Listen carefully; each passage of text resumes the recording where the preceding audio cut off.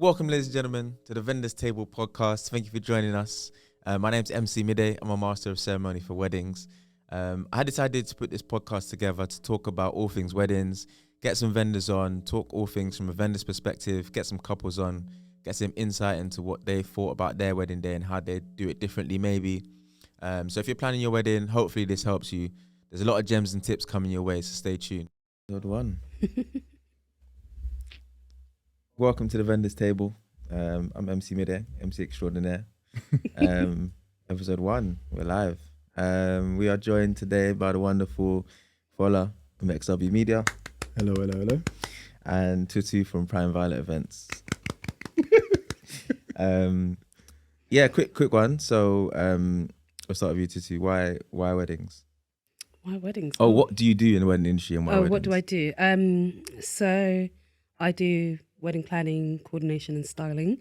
That's sort of top level. But for me, my business is really about guiding couples to bring purpose and vision to their big day in a way that suits them. And I think there's a real heavy emphasis on that in a way that suits them because quite a lot of weddings are very copy and paste.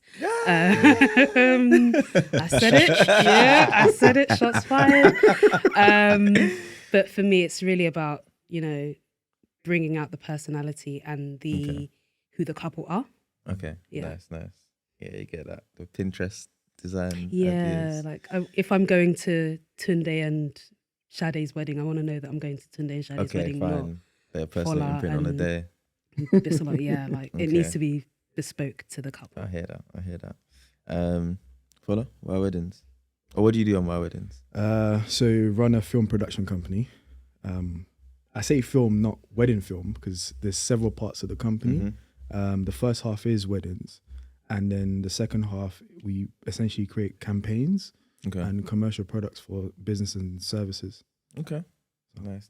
Broad across the spectrum. Yeah, Um, and you get paid more, oh, for the commercial ones, yeah? 100%, Is it? 110%. I thought weddings was always the...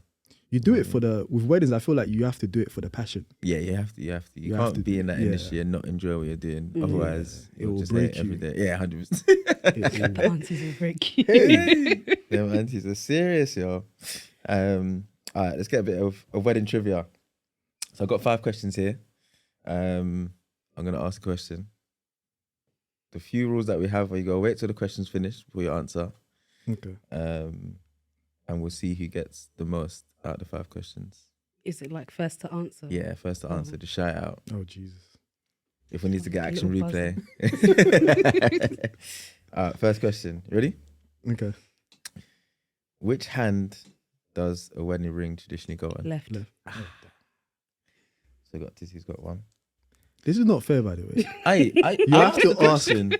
Ask film related questions. I'm just asking general wedding questions. This is wedding trivia. All right, next one. What side is the groom traditionally meant to stand on? From Left. what Right perspective? side. Looking down the aisle? The or right side. You have to ask this question. That was the question. She got the right answer. I'm just the facilitator here. I'm just the facilitator. Fair enough. All right. Bro, you're 2 down. There's only 3 No, questions, so you have to no. get all of them right if we're going to win this. What is the term used to describe putting 2 surnames together? The term used. Put into. Double barrel. Yeah, he's back. I could see it there. Double barrel. Okay, cool. 2-1. What is the collective name for bridesmaids and groomsmen? Wedding Bridal party. party. Bridal party is the answer I've got here. Well, politically, wedding party, because you could have people on the bridal side that are guys as well, and vice versa. Just putting it out there. But it's still bridal party. The collective. That's what Google told me. Wedding party. This is what Google told me. So my answer here is 2-2. Inclusivity and diversity. Okay. Okay, 2-2. Last question. What is MC short for? Master of ceremonies. We have a winner. Alright, cool. Let's get into it. So we're talking about timing on a wedding day, timelines, all that sort of stuff. So I guess obviously from a videographer point of view, you need time to get all your shots.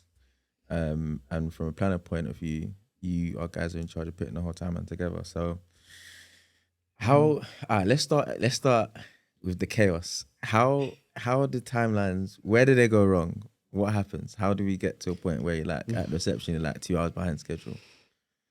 Actually, to be fair, I'd like to hear from a planner's perspective. What would you say Where it goes wrong? Yeah. it goes wrong. And like, obviously there's stuff that happens that's out of your control, innit? Yeah. So like what are the main things that happen that come up that are out of your control? Or So I guess there's different ways to look at it, but the first I would start off with is not factoring enough time in the morning. okay.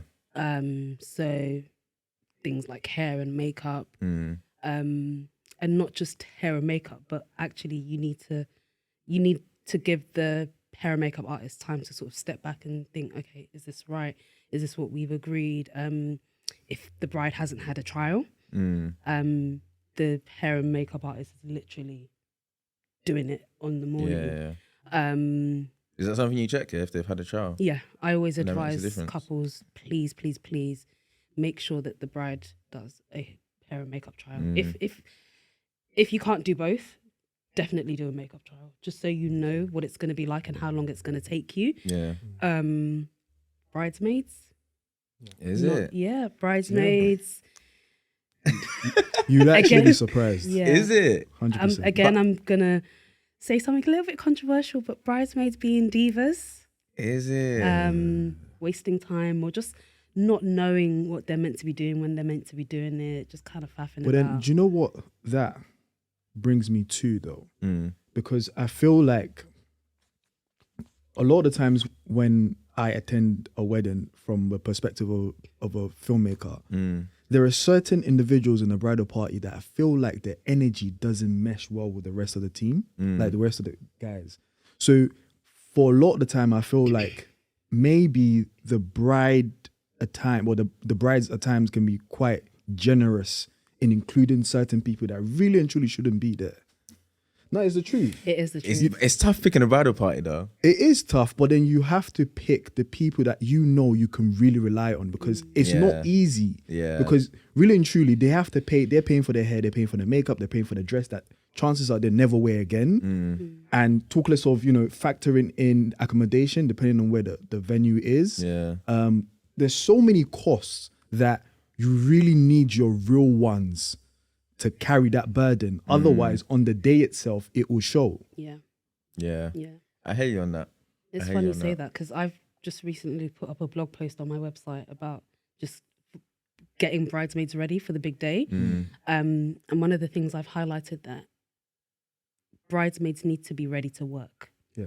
And when I say work, like, yes, you're a bridesmaid, you're going to look pretty, but you're going to work. It's not going to be, it's a day that you are literally serving your bride, your groom, the couple. It's a duty. It's a duty. It's a heavy Yeah. duty.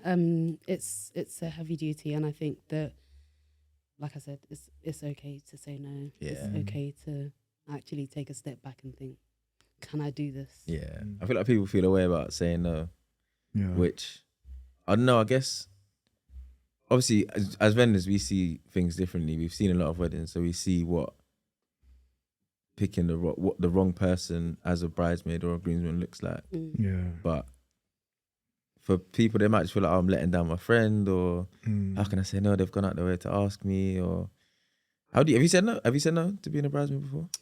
No, not yet. Or have you? But then, if I was a bridesmaid, I know Okay, fine. what that I'm meant makes to be sense. doing, if that makes sense. Yeah.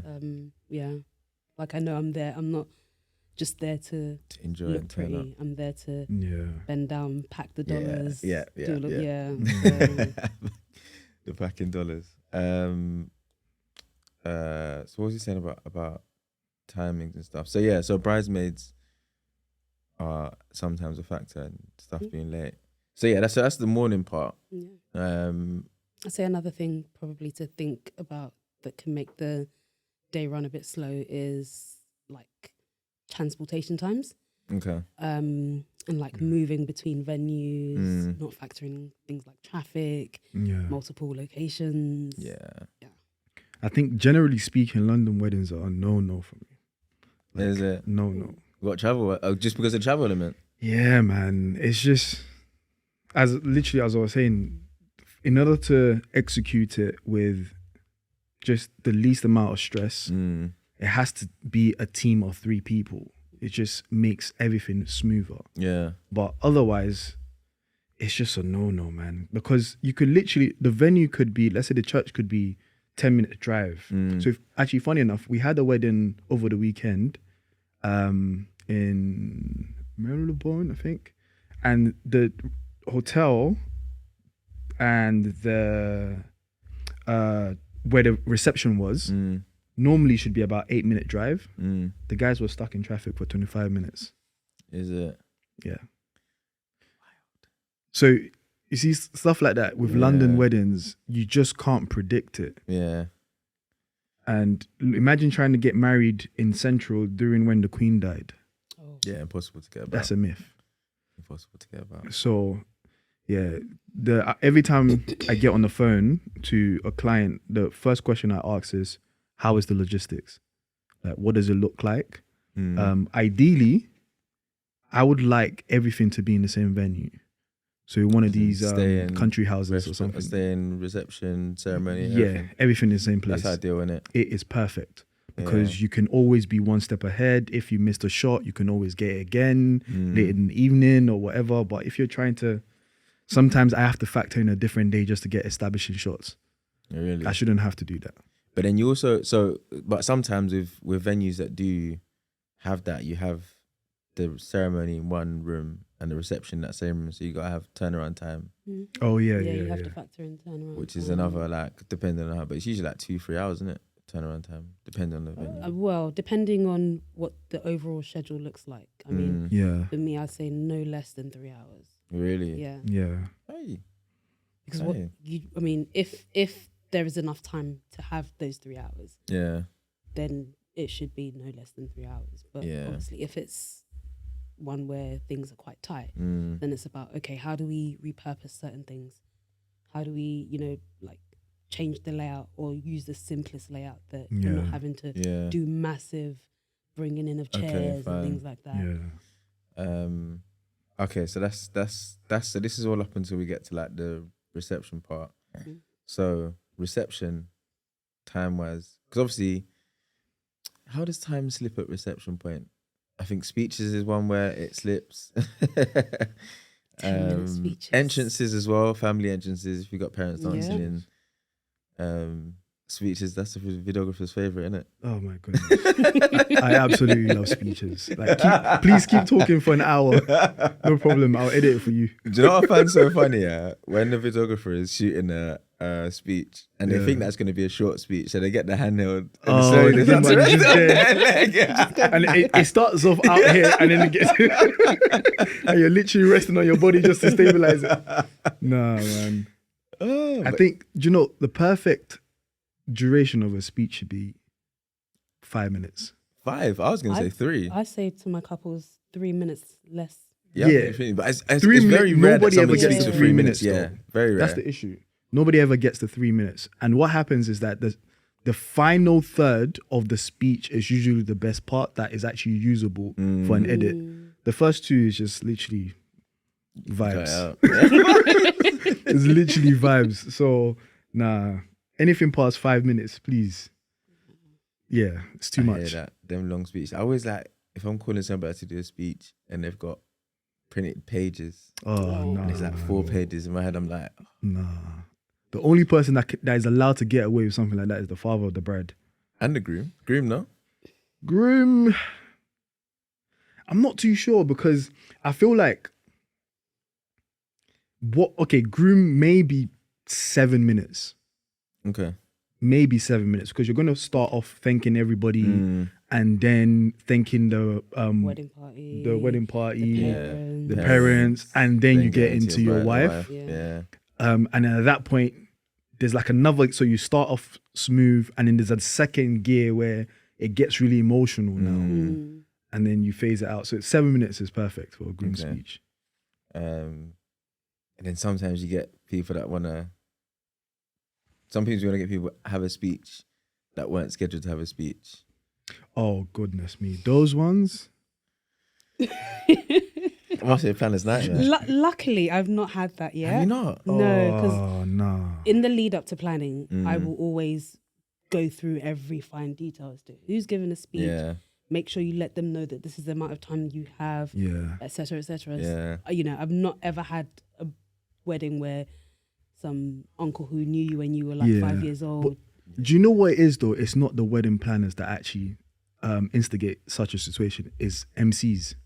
Do you know? No, but you know. Okay. It's So his MCs. okay. Let's be honest. Because In literally, our defense, yeah. nah. In our defense, trying to no. fill the time. So no. So there's sometimes obviously you're trying to fill the time, but that's only if, which is very rare. That it's very rare that so like it's very rare that a planner will say on the day we need to fill some time. If you've got some more speeches, throw it in. I don't think I've ever heard that.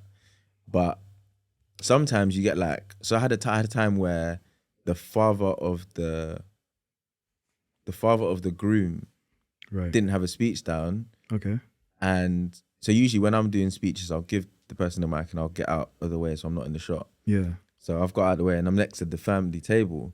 So dad's like, "Oh, I want to give a speech," and I'm like, "This is the that." Usually I'll just, if it's somebody that's not like, if you're not family, or if you're just a random uncle that's saying, I'll be like, "Okay, maybe we'll squeeze you in later," and in my mind I know you're not gonna get a speech. But Yeah. if it's the dad of the thing, Yeah. like yeah. There's not much I you can can, do. I can, like, I've got to at least ask the couple, "Yo, thing wants to give a speech. Should we do it or can we not?" Yeah. More time they usually say yes. Or there's even sometimes where there was a time where I was with the couple, groom gave his speech and he was like, "Oh, and I want that person to give a speech." And it's like, okay, I've got to, like, I can't tell the groom no, and especially when he said it like at the front of the mic. So it's tricky. But I hear you, sometimes we're because bad for it. do you know what annoys me sometimes is that a week before, sometimes I get planners that send it maybe 24 hours before where they send the schedule.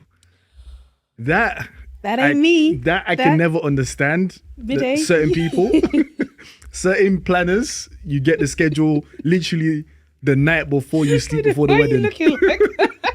It's peak. But Boy, I like know. to go This through the sends that speeches. full week advance and then the week in advance schedule. Because Honestly. I need to know. But I like to go through the amount of, I'll count the amount of speeches. Okay, cool.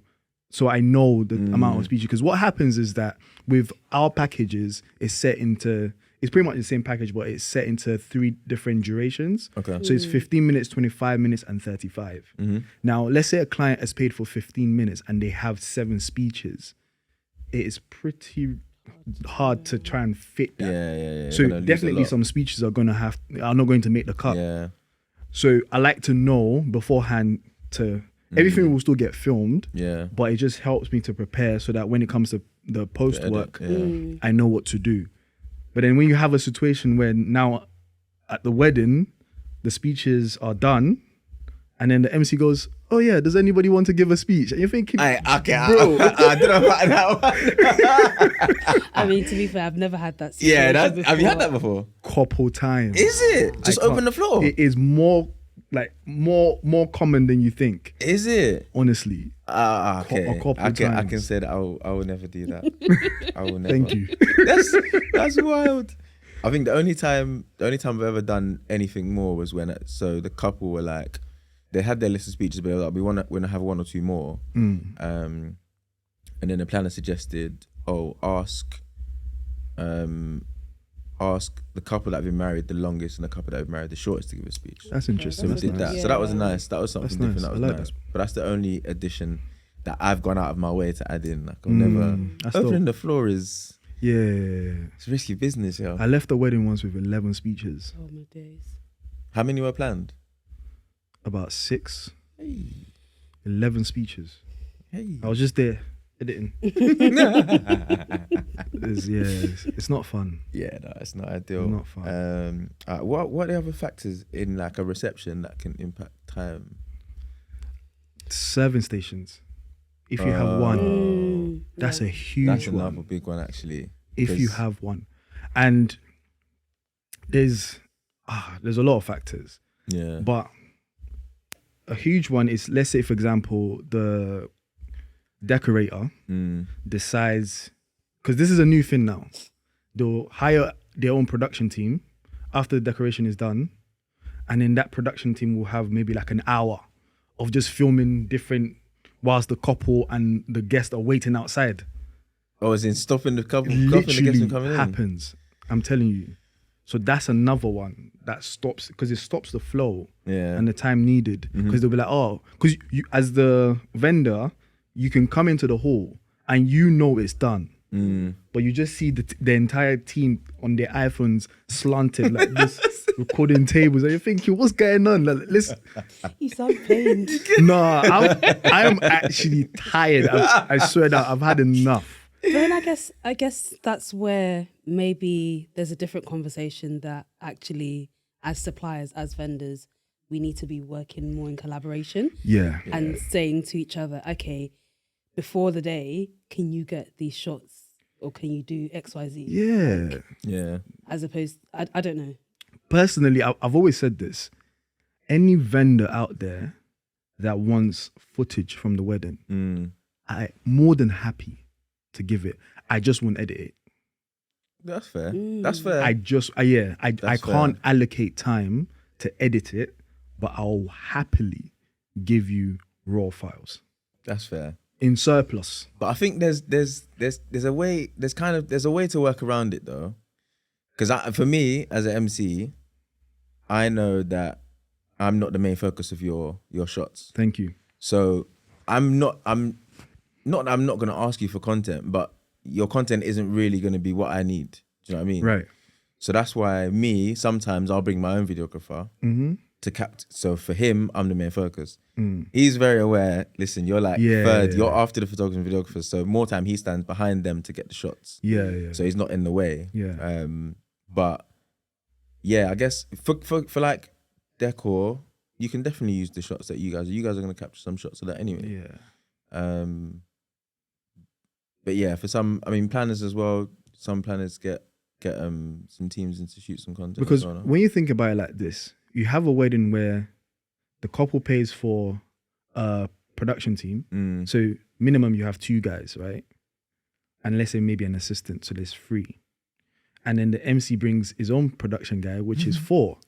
And then the planner brings a own, so that's 5. Yeah. Now you have 5 people plus the photographer who probably has a second shooter. That's 7 people now fighting for similar same shots. That's the mummy and daddy's own photographer. Yeah. Let's not forget those guys as well. So the iPad. Yeah, The man. iPad aunties and uncles. It's just too much. I hear it. It's too much, and I've gotten to a point now where there's so many vendors that I have to crop out of footage. Okay, because they just getting in the way trying to get their shots. Even from the morning, literally the moment you enter, the makeup artist, I'm trying to cut the makeup artist out of the shot, and I find it unfair. On you and the couple. 100%. Yeah. Because it's for me, learning to film, I came up at a point where social media was not a thing. Yeah. Serving the client was the heart of your work, was the heart of the business. And I still have that mentality till today. Yeah. I couldn't care less about, what the next viral thing is, as long as my client is happy. And I would like to say, probably out of everyone, we probably have the least amount of Instagram followers, primarily because we've just focused on the experience for each client rather than, focusing on social media. Content, yeah. So I think we need to really track back and go back to a time where that was the focus. Not all You this. feel like the I mean, not even the desire to go viral, but the desire to capture content and to have stuff there is getting in the way of delivery. Everything else, yeah. 100%. 100% is getting in the way. And I feel like it's just a lack of professionalism. Yeah, to there's some an extent. element to it. Literally 2 weeks ago, I had a wedding. So normally we'd have a setup of about 3 to 4 cameras. One of the cameras that had the groom's reaction coming whilst the bride was coming up the aisle the decorator was standing in front of it, blocking it, with an iPhone trying to capture the moment too. Sticky.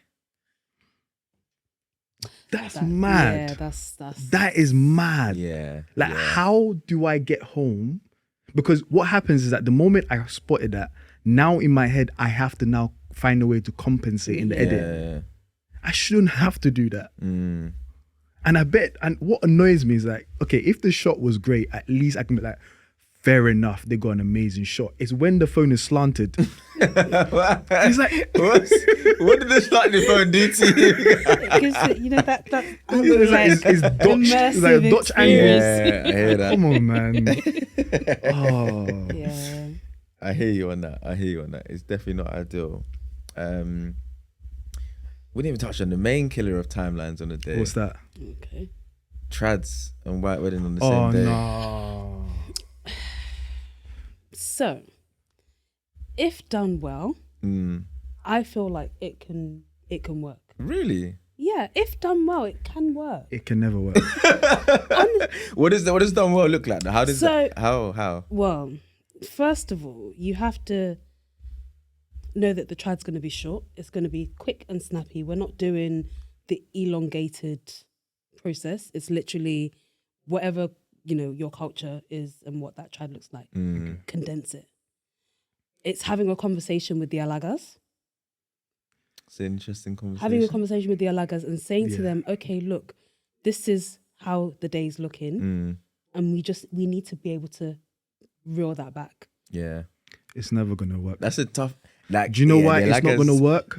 Because the very nature of trads is that it is traditional. It's like going to Lagos and saying, yeah, Lagos, the traffic is going to be perfect.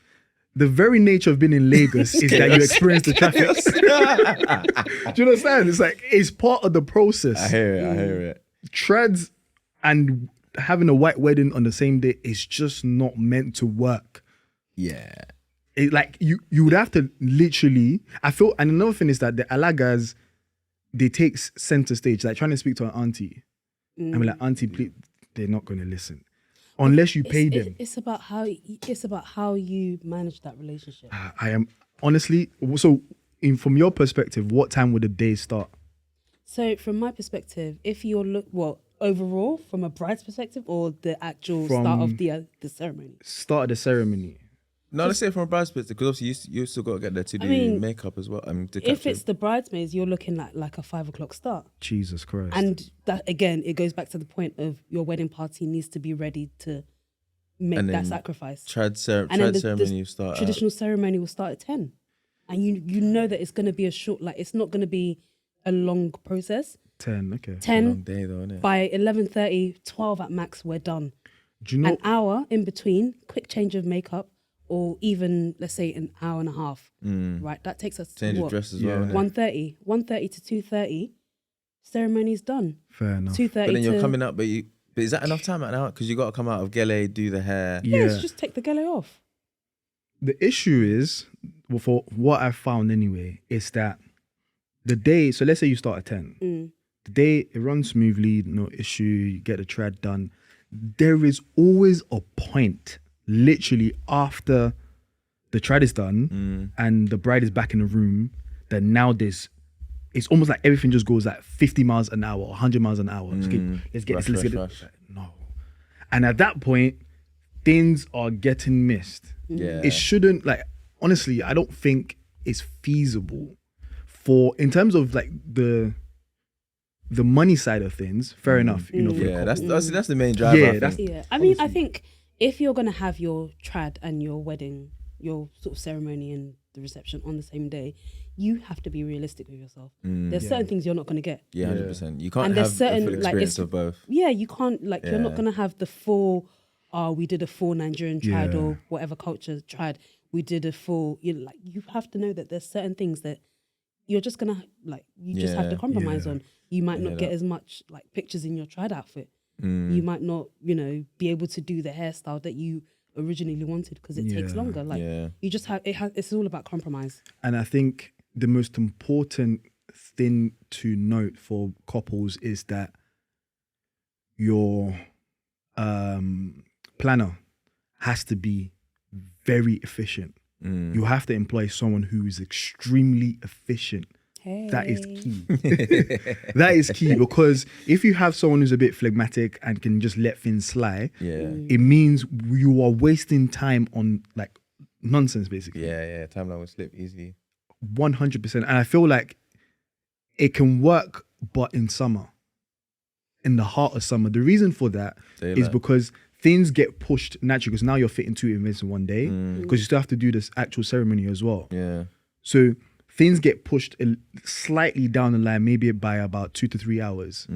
But because it's summer, it doesn't get dark quickly. Sunlight, yeah. There's still sunlight. Shots. So you can still execute, let's say like the couples photography and video sessions. Yeah. You can still execute that. Yeah, for sure. Whereas now, where by 5 o'clock is already dark, Even before 5, it's not feasible. Yeah. So, yeah, it's just...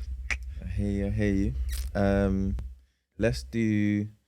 If you could give one piece of advice to couples planning their wedding, what would it be? I'll let you go first. Oh. Have fun. Have fun, yeah? And don't care about the video.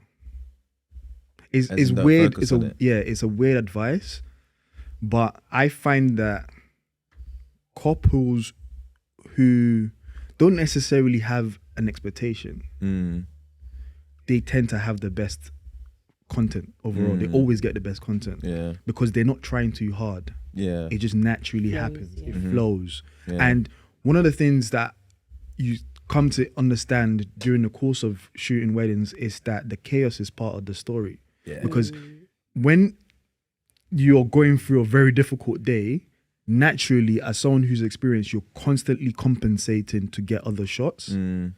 So when you then put everything together, it's a beautiful piece. Yeah.